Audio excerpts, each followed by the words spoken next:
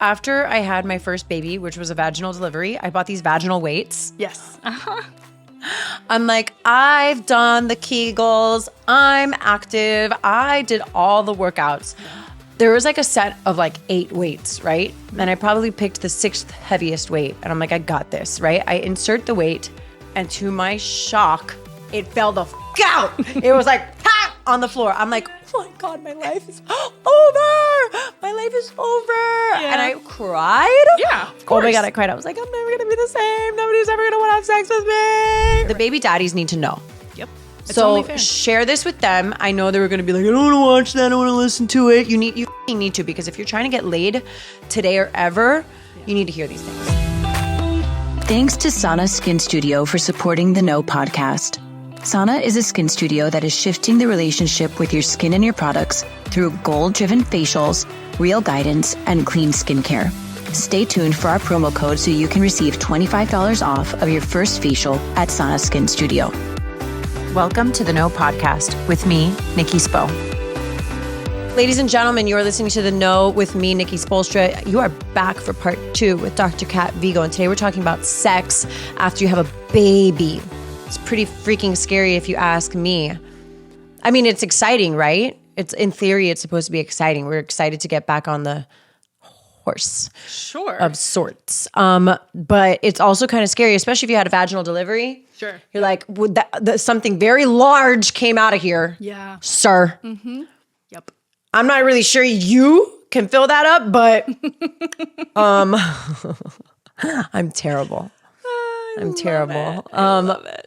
Scary. It is scary. Yeah, for sure. And, I love that when I ask our postpartum moms, like, how did your 6-week checkup go? They were like, it was good. The doctor said this. And then he said I was cleared to have sex. And I told him, no, thank you. Right? Standard. How many people just are standard protocol. These women are like, I am not ready. I am not Really? interested. So you think that like in your work, you have met people and the majority of the women that you have worked with don't feel physically or emotionally ready? Right. All of the above. Both? All of the above. Yeah. Or even some of them will be emotionally ready, but they're nervous that their body isn't, or their body will be ready, but their brain is just too scattered. And there's really good reason for that on so many levels. And I feel like if women understood that, Yeah. they would just be kinder to themselves about being in that phase. So I always think about the chicken and the egg, right, with this topic, because it's like how much of it is a perceived societal pressure that we think we get from men Right. to be ready. Good point. Yep. How much of that is like perceived versus how much of that is real, right? The male pressure to be ready to have sex after you have a baby. Yep. And because I think that it's natural for some of that to exist, right? Some pressure to Right. return. Yeah. Right. Absolutely. From our partners. Sure. And then it's also like, even if it's not happening directly from our partners, it's kind of like a societal expectation. Right. Right? And so how much of it is perception versus reality? And how can women work through that? That's a great question. And how can men work through that too? Yeah. Let's start with women. Okay. And I will say before I forget, because you mentioned perceived pressure to return to intimacy, there are studies that show that the male partner, his testosterone levels will go down during that first 6 weeks. Stop. Yeah. So if they're connected emotionally to their female partner, they will shift. Must be nice. Yeah, they will get to a place where they understand on a biological level, physiological level. Yeah, I know, I love that. So, okay. Humans are so fascinating. Humans are so fascinating. We are an amazing species. But you have to be connected is what I'm hearing. Correct. Emotionally engaged and connected. Yes, ma'am. Which doesn't always happen. No, not at all. Mm-mm. And, if there's trauma also during the delivery, that can create a rift. Yeah. So, okay, postpartum changes in the female body as far as returning back to intercourse. And so it is fair to say, too, that returning to intimacy does not necessitate penetration. Yeah, but that's what everybody thinks it does. Correct. So thanks for saying it, but like that's what everybody's expecting. Everyone's expecting penetrative sex. Right. Postpartum, yes. And like even if you say a sex act or like being sexual, they're thinking penetration. 100%. Like mating, creating babies. Yeah. Okay. Creating more babies. I'm like, no. I know, right? No more babies. So when we are postpartum, the hormone shift is the first category we can touch on. We progressively increase in estrogen and progesterone throughout our pregnancy. It's quite beautiful. Days or weeks before delivery, if you can capture that, the progesterone level can be as much as 30 times in the postpartum body. Not like 30 more points, 30 times. Right. The estrogen can be 1,000 times the normal value. And what does that mean? Like, what does progesterone even do, and what does estrogen do in these scenarios? Yeah, so these hormones, how do they function? The hormones do a lot to support the baby, to continue to grow it, to have a healthy environment inside the uterus, the placental health, all of those things, to not shed, not have a period, right? Close to delivery, it sets us up for success to deliver. Mm-hmm. So that's a part of it. Yeah.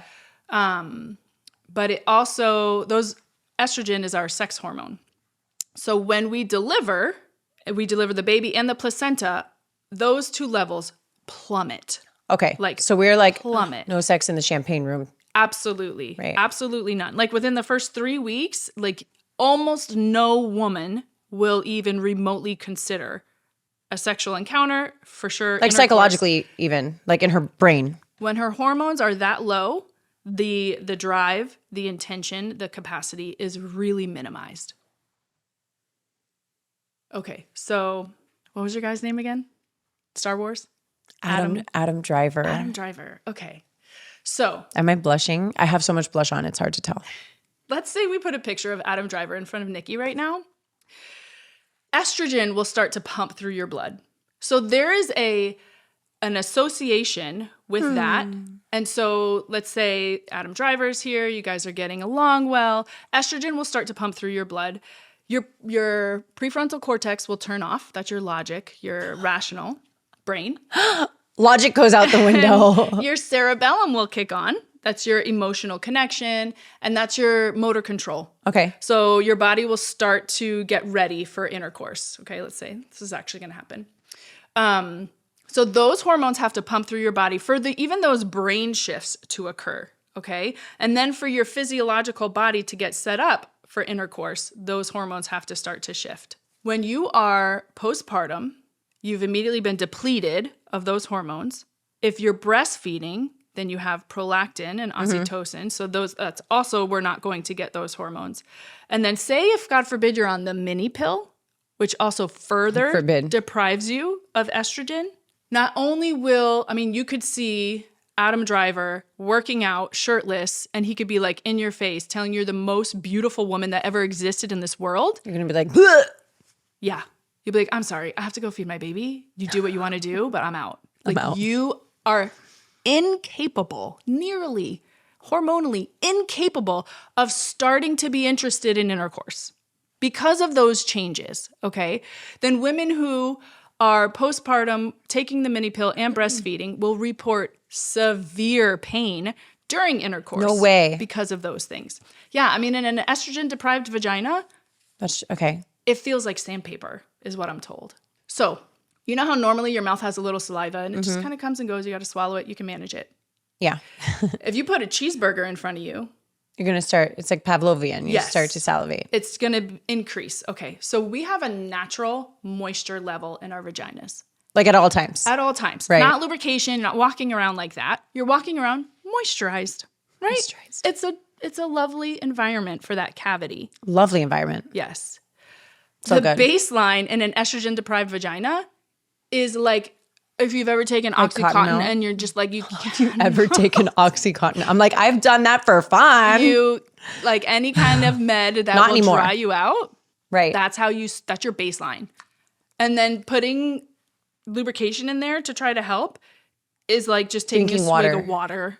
It doesn't and work. Like, no, I'm still like stuck in there. I'm still stuck. Ew. Let me have a sip of water on that note. Yeah. There's plenty of reasons why that postpartum vagina is not set up for success. And the changes that occur in a healthy vagina to have successful intercourse are things most women don't even know about anyways. Like what? So I would say as far as the genitalia go, there's 3 primary changes for the female body. The one we know most about is the lubrication. So once it's aroused, it will start to create lubrication. The second one is engorgement. So your vulva, which are typically like flatter, smaller lips that should, stay relatively closed, that space gets flooded with blood, and those lips, so to speak, become thicker, more full, and then they should actually start to part so you can see the opening a little bit. Okay? I don't want to see it. Nah, I don't either. Not in that state, at least. Right. And then the other thing that changes is the vagina is the actual tube. Yeah, right. What's that piece of pasta that's like a tube? I always forget what that's called. Oh my gosh, I just had it. I know what you're talking about. So you got your spaghetti. That pasta. You got your... That one. It's like a cannoli. Tubular pasta. Tubular pasta. Tubular pasta. Let me look it up. Anything? Tubular pasta. I'm going to look it up. Manicotti. Sure. Manicotti. Rigatoni. There's a rigatoni. Rigatoni. We're comparing vaginas to pastas right now. It's just what I think about. So the vagina is the actual tube. Like what you see, the face is really the vulva. Yeah. So here we go. This should help a little bit. And I'm just going to keep it. So is that the nice vagina? This is the nice one. Okay. So I don't know. I feel like she's a little aroused. Like you can see the opening. This is a little fuller. So there's something that occurs where this goes from a cooked, what is it called? Rigatoni. Let's just call it a rigatoni. So a cooked rigatoni where it's soft and flat, right?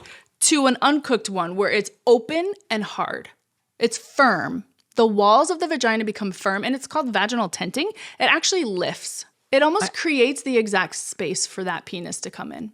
We love that for everybody. Yes. And it elevates the organs too, so the cervix and the uterus become optimized for fertilization. We don't love that. It's as if it was created to make more people. So it's as if this is exactly how it's supposed to work, people. We were set up to be successful. So lubrication, engorgement, that's so wild, and vaginal tenting. Yeah. All of these things need to occur to set up success for enjoyable intercourse. Yeah. When women say, oh my gosh, it feels like sandpaper, or it feels like he's hitting into something, pain with deep thrusting. Yeah. One of those 3 things is probably not happening. Right. Yeah. And so, you know what the solution to all those 3 things happening? I mean, you learned them all in 6th grade. Foreplay.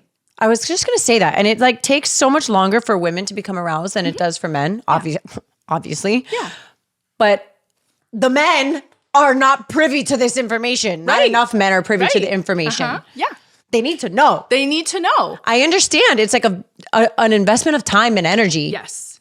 Yes. And isn't that make sense? A lot of men are just lazy out here. Yes. Yes. Lazy. It makes sense. Could you imagine if all those things happened as quickly as it did for men? And imagine that a woman has just given birth to a baby. Yes. And she's done all this work. Yep. And then you have a lazy man. Yeah. No, she's shut off These men need to know. No. And even neurologically, Nikki, the changes that occur in our brains, I mean, our brains are not completely. Our brains are largely rewired during and after pregnancy. And it's 100% focused on keeping that new baby alive. Okay. And we know that, right? Fair. We love that. Yeah. When you're in postpartum exhaustion and a plane flies by at night, you might sleep through it. Yeah. But if your baby hiccups, totally, you wake up. Totally. You're like, did they just wrestle? Did blankets move a little bit? You wake up like that. Totally. You can hear them start to Our brains, so we can either be upregulated where we just saw an emergency and our pupils dilate and we don't digest and our brains are like, what needs to happen immediately? Yeah, There's danger. There's that state. And then there's the rest, digest, you're chill, you can laugh, you can poop, you can have sex. There's this whole phase or state of our bodies for those activities. And it's hard to line those up with each other. How are you going to line those up if you're in a constant state of protection, keep this baby alive? I am on alert, especially for those who are parenting alone. Yeah. Which I have plenty of experience doing, Yeah. That's a lot. If you can't allow yourself I mean, one, like we said, most of us aren't aware of this to the extent to which it, like, is it really important? But if you are not getting into that state, that rest, digest, reproduce state, the physiological changes are not going to happen. Yeah. Like, you can go through the act, you can like pretend to show up and be there for it, but you're not really there for it. And what does that create? Start storing resentment. Your body's oh, maybe this isn't as enjoyable as it used to be. You start drawing conclusions based on how you felt. Oh my gosh, and that's really scary. Times. That's really scary. If I start to draw the conclusion that I'm never going to like sex again, I'm freaking the out. Right. Absolutely. I'm like, oh my gosh, my life is over. Yeah. No, it's an important part of life. It's an important part of relationships. Totally. We need to support that and foster it. And so just understanding those basic changes and knowing that creating a safe space, not asking mom to be keeping the baby alive and be in that state of pleasure and reproducing, that is massive. All right, guys, let's take a quick break so I can thank our sponsor, Sana Skin Studio, with their OG location in Wynwood and their additional locations in Fort Lauderdale and Coconut Grove. Okay, so the best way I can describe Sana is that it feels like coming home. Unlike traditional facials, Sana's facials are rooted in education, and I love this so much. Every experience I have had at Sana has been a chance for me to learn more about my skin and its needs. I love that the facials are effective while also being accessible enough to be a monthly ritual rather than a yearly splurge. This is why the Sana membership is so great. I'm honored to be able to provide our audience with a promo code. Use the code THENOGLOW for $25 off of your first facial when booking at sanaskinstudio.com and additional incentives if you book a membership. I have absolutely loved my skin healing journey with Sana Skin Studio. I feel like the dudes need to go to school. Yeah. Like before they get married. Yep. Like, oh, you think you want to get married? Right. Here. Yeah. Like, there's a lot of things you need to know about women that like just are not readily available or not often discussed. Women don't even know that they need these things also. Like, that's part of it. Absolutely. Like, we don't even know. I didn't know. Right. I didn't know. Same. No one told me. Nope. Yeah, absolutely. I was going to need these things. Do vaginas go back to normal? Yeah, that's a great question. So our bodies have a phenomenal capacity to heal. If we set the body up for success to heal, it should do that. And now it depends on what happens, but like say if you had vaginal tearing and you're hoping that the space goes back to normal or what it was before. That's normal, your baseline. Yeah, your baseline. That's a soft tissue injury. So within 6 to 8 weeks, you lay down some scar tissue, which is not going to have the same pliability, like stretchability as regular tissue. And that's important, right? It's like, oh, this tore once, let me be thicker and stronger so it doesn't tear again. Absolutely. It makes total sense. But we can massage scar tissue and we can ask it to move. Yeah. So yeah, that space can and should go back to baseline, like a relatively closely similar baseline. The other thing that happens in the vaginal space, you may not like this, is stuff starts to descend. Organs, tissues. Okay. Like women will be like, this. oh, what is this little piece of tissue? It didn't used to be there. Is that sometimes after delivery, and it can even just be after pregnancy, because we see changes in a post C-section vagina. Tissues that used to be up and in can start to migrate down. Okay. You know how there's like the lips can part and then there's other tissues that you can see? That space can change also. It does not necessarily mean that you're having a prolapse where like your bladder or your uterus is starting to... Which is a very real thing for people. Yep. Yeah. So yes, it can go back to a relatively normal state. I did this thing when I think I might have shared this with you before. After I had my first baby, which was a vaginal delivery, I bought these vaginal weights. Yes. I'm like, I've done the Kegels. I'm active. I did all the workouts. There was like a set of like 8 weights, right? And I probably picked the 6th heaviest weight. And I'm like, I got this, right? I insert the weight.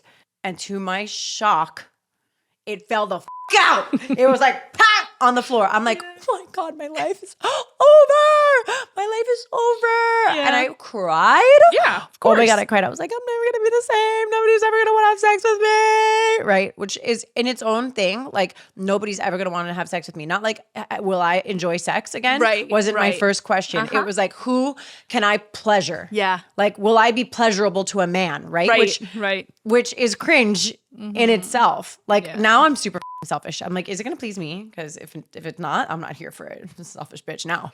But I remember telling my friends, I'm like, no, girls, listen, what you need to do is get these vaginal weights ahead of time.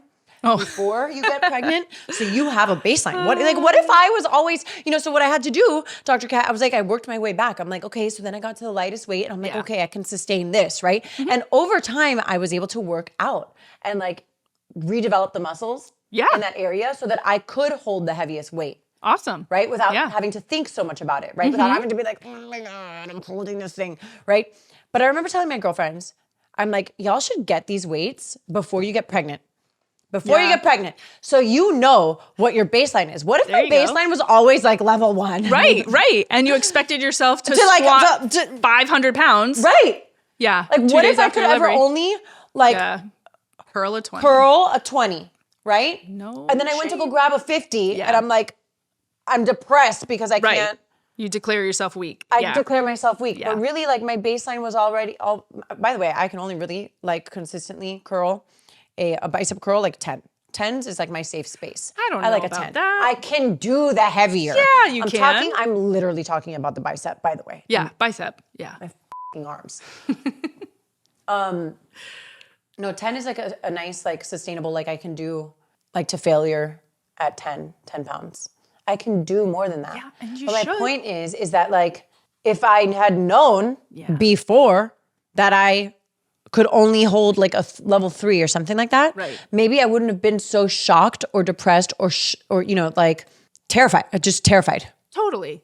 And let's break that down a little bit because there's a couple of components that we're expecting out of our vaginal area that we want to make sense of. So one is this like tightness, right? So we want to have that rigatoni tube to where there's some kind of contact with the penis and they feel like they're experiencing something when they penetrate. Does that make sense? Yeah, it does. Okay. So we don't want to feel like we're loose after delivering. Right. I think a lot of women are scared of that. Yes. So what we actually find as pelvic floor PTs is that often that first layer of pelvic floor muscle, actually becomes tight. That is a common thing for this space to be so tight that it's actually not set up to receive anything inside. Yeah. And so I remember too, when I first learned about this, I was like, that is so contrary to anything I thought was possible. Of course. So could you be loose there? Yes. But more common, or at least the people that I have seen in my experience, there's tightness here. Okay. So there's the actual space that's created, loose or tight, for anything to penetrate. And then there's strength. So strength is like the squeeze. Yeah. Okay. That can complicate the space. So our pelvic floor, at least that first layer, is circular. It's a circular muscle. It's meant to create a hole, right? It surrounds a hole. If we focus only on holding a level 1 weight ball in or holding a level 8 weight ball in, we can train this muscle so much that it becomes tight. So even though our goal is to have successful penetrative sex and enjoyable, we're creating a space that's too tight and thick and strong, and it hasn't been stretched out regularly, so then it's not really set up to be successful. So you want to do— My mind is blown right now. Yeah. You kind of want to do a balance of stretching that space. So if you're in a time when you can have regular intercourse, that would directly be helpful for that. Or you can do like pelvic floor. I love that. It's like having sex will help your vagina. It will. It absolutely will. We love that. Yeah. Having orgasms, best thing you can do for yourself. I love that. Yeah. Your skin, your hair, your mood, everything. Bonding. Yeah. I'm doing great. Get it, girl. Over here. Good. Proud of you. So yeah, you want to have a balance of strong and flexible as far as your pelvic floor muscles go. So beyond the insecurity and fear that our partners won't want us, right? Because I think that that's very natural, like if our vaginas don't go back to whatever we perceive as normal, beyond that fear that we are now going to be undesirable if that occurs, there are legitimate health concerns that can come from difficult labors, right? Yeah. So like, what are those? Because it's more than just sex, like not being able to have pleasurable sex. Oh, so some consequences of a difficult delivery. Yeah. Yeah, absolutely. Absolutely. I mean, I think the most common ones that we encounter are prolapse and incontinence. I remember hearing a story about one of my girlfriends like going to the gym and truly like not being able to do jumping jacks. And because she would just like, it would be like her bladder would just empty out. Yeah, absolutely. Yeah. And so there's quite a few components that go into that. Yeah.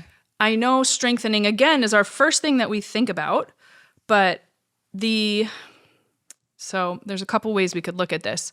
So the uterus and the bladder are like sisters. They are right on top of each other, okay? So say if you had a C-section and you get from the outside of your belly through your uterus cut and sewn. Right. When your belly is 9 months pregnant. Then you go through all those changes to go from 9 months pregnant to 6 months to 3 months to your new norm and beyond. This scar tissue has to heal while all those changes are going on. So this is a very unique scar. When we work on it early and frequently, typically no big deal. What can happen is that this scar gets bound down so much that the position of your bladder is compromised. Okay, so that's the surgical reason. When the baby comes out the pelvis and it does its little head, remember the head went in one way and then it turned, right? Right. So the head shape has to move. The bladder can be smushed to the side. So then it's not lined up properly. So now not only are the muscles not set up to support it, but our pressure management. So when you cough, sneeze, laugh, lift, it should hit the bladder at a certain angle and the bladder's set up to say, no problem, I got it, I can hold. But if the bladder is to the side or if it's low because of the uterus and then pressure hits, it's not in a good position. So then it's going to leak. So how does all of that factor in then to sex? Because I feel like it's all connected and I can't pinpoint how. Yeah. Oh no, that's a good question. Yeah. So that is really mostly with the deep thrusting, which I'm so grateful for that term because before I was like, does humping hurt? Like, what do I say? Deep thrusting. Deep thrusting. That sounds so. We love a good deep thrust. Yeah, absolutely. Yeah. And I could talk about that. I can talk about that. For sure. Yeah. So with that, the organs can be in the way. So even if you made out long enough, you've done your foreplay, check, and you have your vaginal tenting, if you have scar tissue to hold that bladder there, the bladder and uterus complex, or if the bladder's not in a good position and the uterus is kind of being pushed because they're so connected, you can feel like you're hitting something. Yeah. So it's likely your cervix. But yeah, that will cause pain. And, we've even created these, pelvic floor PTs have created this O-ring or O-nut, and you can put it on the penis to where you can tolerate penetration. So you guys can have at it and not worry about it. But there's like a barrier to saying you can't go this deep because that you start to hit my organs. Do people actually wear that? I feel like guys like have too big of an ego. I don't know. I mean, yes, I've heard success stories, but I just don't like those solutions. You can use those solutions while you're working on fixing it, just like you can wear a pad while you're figuring out how to not pee yourself. Yeah, totally. But that's not a long-term solution. Well, what I love about this is that there is hope, in services like the ones that you provide. So there is hope for women at whatever stage of their motherhood journey that they're in, right? You're looking to get pregnant, you're going through your pregnancy, you're having a baby, and you are recovering from postpartum. And I think it's really important to note also that women can start this at any age. Right? Like totally. I have had, after people have seen that like you and I have worked together, they're like, oh my gosh, I wish I had this 20 years ago. And I'm like, no, but you can start now. Like you can heal now. Like you don't have to, just because you didn't do it right when you had a baby doesn't mean you can't start. Like I also am really passionate about the conversation that like we as women should be having the best sex of our lives, like throughout our lives, and that means through menopause when everything's changing, after menopause. Like I don't care if it's weird for people to think about like being old and having sex. Like I'm trying to have sex the day that I die. Like straight up. There might not be somebody who wants to have sex with me. That's a different story. But like, I'm trying to be that lady. Good for you. You know what I mean?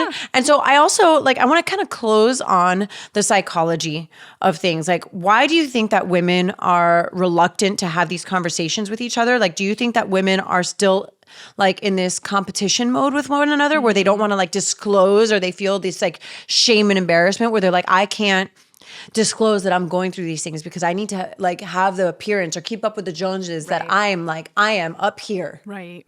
Yeah. And how much of that comes from women towards each other? Like, what is holding us back? Because obviously we're not held back from having the conversation, but like, what do you think is holding women in general back from having the conversation so that they can actually get the help that they need and address the issues at hand? It's such a great question. I think that mostly it goes back to the state that we're in when we are postpartum. And so along with that hormone shift is your emotions. Yeah. Like I could not have a flippant conversation without sobbing. Yeah, sure. And my sister would be like, yeah. why are you crying? I'm like, I really don't feel like I am. Yeah.